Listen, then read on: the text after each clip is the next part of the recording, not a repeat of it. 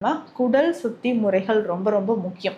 எப்படி வாதத்தை சமநிலைப்படுத்துவதற்கு நம்ம பேதி மருந்துகள் எடுக்கிறோமோ, பித்தத்திற்கும் பார்த்தோம்னா அப்பப்போ குடல் பகுதியை சுத்தி செய்யக்கூடிய மருந்துகளை நம்ம எடுக்கணும். இது ரொம்ப பேதியாகாது. ஆனால் வயிற்று பகுதியில் இருக்கக்கூடிய கழிவுகளை வெளியேற்றி பித்தத்தை சமநிலைப்படுத்தும். ஸோ அந்த மாதிரியான சில வழிமுறைகளை நான் சொல்கிறேன். அதுவும் நம்ம கிளினிக்கில் ஸ்பெஷலாக நம்ம பயன்படுத்தக்கூடிய ஒரு குடிநீர் தான் சிவதை குடிநீர் அப்படின்னு சொல்கிறோம். பொதுவாக இந்த சிவதை மூலிகைக்கு எக்கச்சக்கமான ஒரு மருத்துவ குணங்கள் நிறைஞ்சிருக்கு. சரும பிரச்சனைகளுக்கும் சரி, பித்தத்தை குறைப்பதற்கும் சரி, தலை சுத்தல், காது வலி, காது மந்தம். ஸோ இந்த பிரச்சனைகள் நிறைய பேருக்கு இருக்கும், காது வலி, காது மந்தம். ஸோ இதை சரி செய்யறதுக்கும் நமக்கு சிவதை மூலிகை பயன்படுது.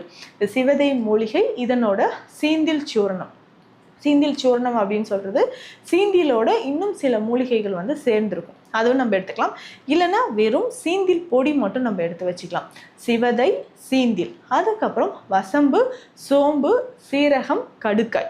ஸோ இந்த 6 மூலிகைகளும் சேர்ந்து எல்லாமே சம அளவு நம்ம எடுத்துக்கணும். 100 கிராம் எடுக்கிறோமா, எல்லாமே 100 கிராம் அளவுக்கு எடுத்து இந்த கஷாயம் நிறைய பேருக்கு நம்ம கொடுத்துட்ருக்கோம். முக்கியமாக பெண்களுக்கு. ஸோ அந்த பித்தம் அதிகரிச்சிருக்கு, உடல் உஷ்ணம் அதிகமாக இருக்குது அப்படின்னு ஃபீல் பண்ணிங்கன்னா அவங்க எல்லாருக்குமே இந்த சிவதை குடிநீர் நம்ம பயன்படுத்தலாம்.